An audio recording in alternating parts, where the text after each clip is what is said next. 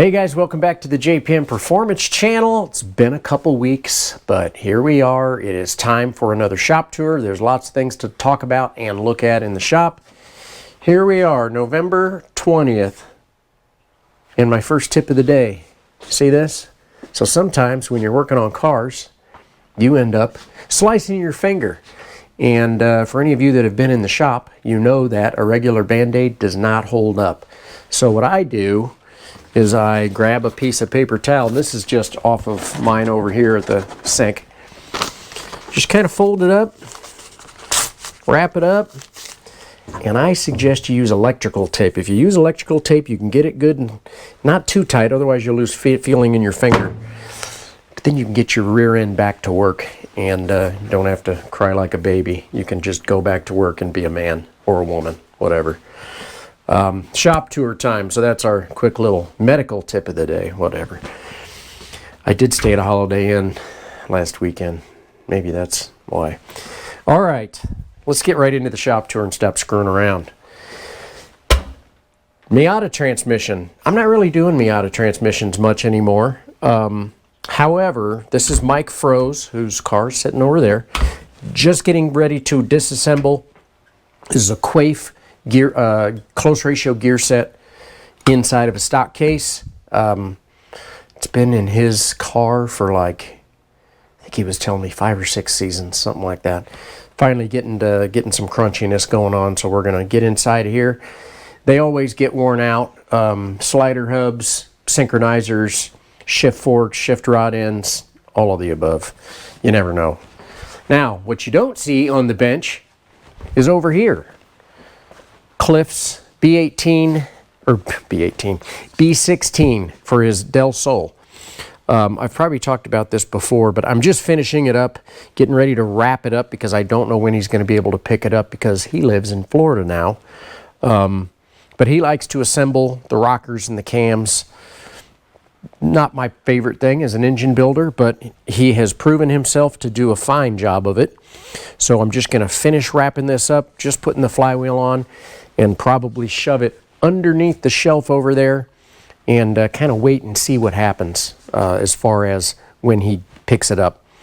That's a little harder when you live a little further away, but he may get the opportunity to get himself an engine crate, and we may start doing some of that. Okay, so here, why don't we start over here and then we'll move over to the other side of the shop. We'd been talking about redoing everything on the front of Ken's car. So what you can see is that I'm basically done with it. So we have our new oil cooler mounted right here in the front. Had to make a couple of new oil lines because this cooler sets in a different spot. I was kind of hoping we'd do our shop tour before I got this screen on, but you can see I've got this large area stainless screen, and we have really good ducting. So what I ended up doing is putting 2 side pieces, one for each side of the oil cooler, plus a little ramp at the bottom to kind of force that air through that oil cooler. And then we've still got this area open completely just for the radiator. And then the nose of the car, believe it or not, rides straight up here and sits on top here. So I didn't make a piece for up here because you can see I've got really nice sides, one on each side, really custom made to force that air through the radiator, which is the key. I think this is going to work out really, really good. Also have, as you can see, a brand new cool shirt box and plate. So all of his stuff was destroyed. I got the new the electrical all done. Just need to pull out his plate and get the new cool shirt looking box into the car, and we're looking really, really good. Yeah, couldn't be much happier with how this all turned out. New plates for the brake ducts too. So we're looking good there. Now on the other side of the shop, what you can see is I've got a slew of Miatas. I think the last time, a couple weeks ago, we had our shop tour, there was only 2 Miatas in here. Now there's 4 more, or now there's 4 in total. So we might as well just start at the end. And actually, this one just showed up this morning. This is DJ Manis's little NA Miata, and it used to have just a stock engine in it. And I actually built this engine for him. It's been over a year, but if you know DJ, you know he's got lots of projects. And so he finally got the engine installed, got the hull tech installed. It's all together, and he's got so much going on. He wants me to go ahead, get it running, get it tuned, kind of finish it up. So it's here just for that. So hopefully it's not too big of an issue. We shall see. Did get the McAllisters.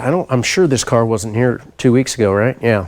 So Mark McAllister and his buddy showed up. They live in, I'm going to say New York. It's the upper northeast. But he decided that when his transmission and engine were completely done, that he wanted me to go ahead and put everything in, do a setup on the car, kind of go next level and see if we can, they want to get back into being a serious competitor in F production. So I'm really happy to see this car back. This is a car, and I'm going to quote, and I was racking my brain on this, but this is a car, I believe, that we ended up getting from Mike Holbrook down in Texas long time ago, long time ago. And then I finished it off. You can see it's got one of my rear decks on it. This is actually one of the first ones I did. Gosh, probably, man, I don't know. It could be 15 years now. I bet it has been. But the car looks great. You can see I've kind of got the car sardined.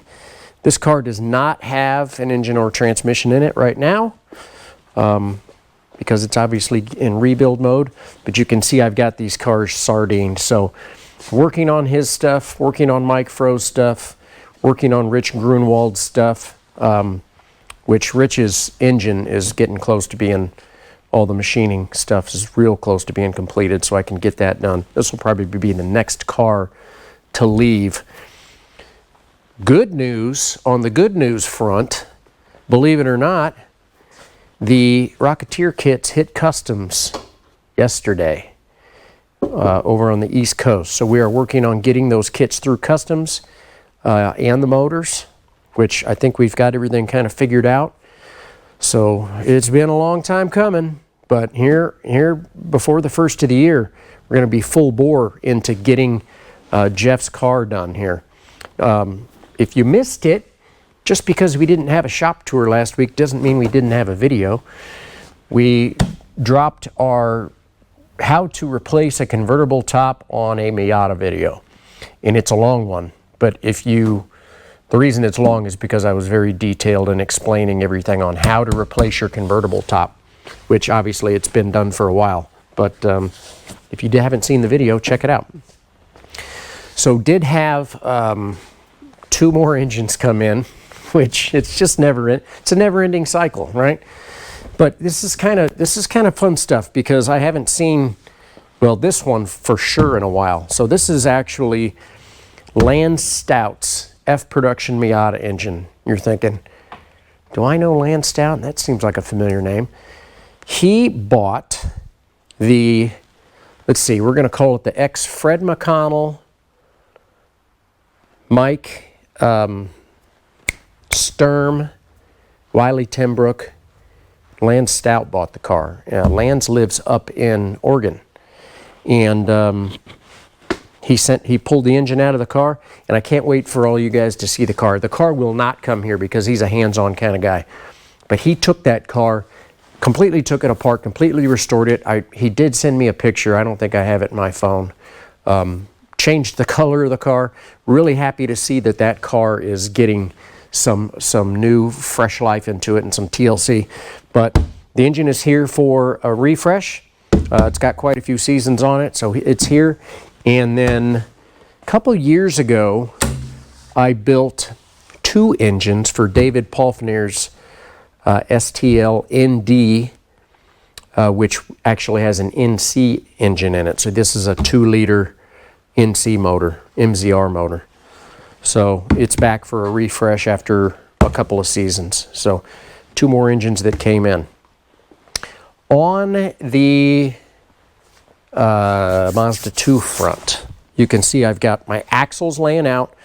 We talked about changing the length of these axles so that I was able to straighten out a few items, straighten out the lower control arm so that I didn't have to roll this suspension in on this side. If you guys were paying attention, you know about my woes that I had at the runoff. So working on that. Now the other thing that I did, and here's our shout out of the week.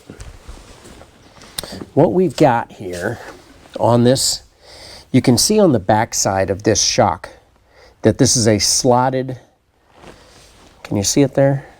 The upper bolt hole was slotted. So the problem with that is when you go to remove your axles, especially when you're at the track, you kind of lose your camber, and then you have to reset everything up. So when I was at the runoffs, I was just happened to be doing all this work, and Chuck Mathis came by. The shout out today goes to Chuck Mathis. He came by, and he was watching me kind of get everything reset up, and he said, you know what you do there is you get it set where you want it, drill out the top with a 1/2 inch AN bolt, use some thick washers, get it where you want it, and weld the washers to the strut, just top and bottom. So now what I've got is I've got both of my adjusters, both sides, equally adjusted, drilled out with these beautiful 1/2 inch AN bolts and nuts.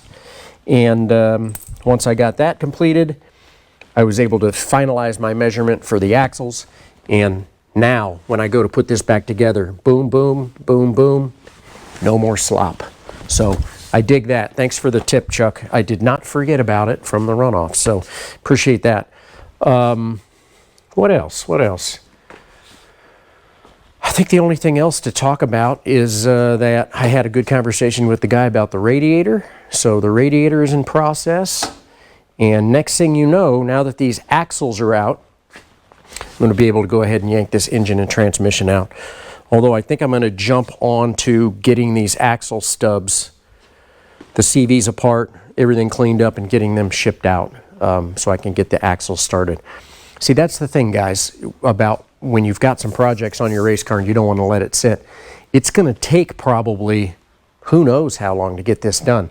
If I didn't call them until January, February, odds are then I couldn't race until April or May.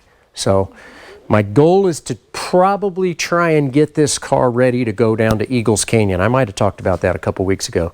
But we're gonna see if we can do a shakedown at Eagles Canyon, which it looks like is the 3rd weekend in February, which is like gonna be here like that. Like this is the 3rd weekend in November. 3 months, and a lot to do. So we've got to keep pushing, keep chipping away. Boy, yeah, lots going on here in the shop, as you can see. So appreciate you guys watching. I know it's been a couple weeks, but that gives us a chance to have even more stuff in the shop to show you. So just kind of looking around, see if there's anything else interesting. There's going to be a lot more interesting stuff that I haven't even talked about yet that is in process and will come back. So we'll be talking. Appreciate you guys watching. As always, have a great rest of your week. Take care. See you next week.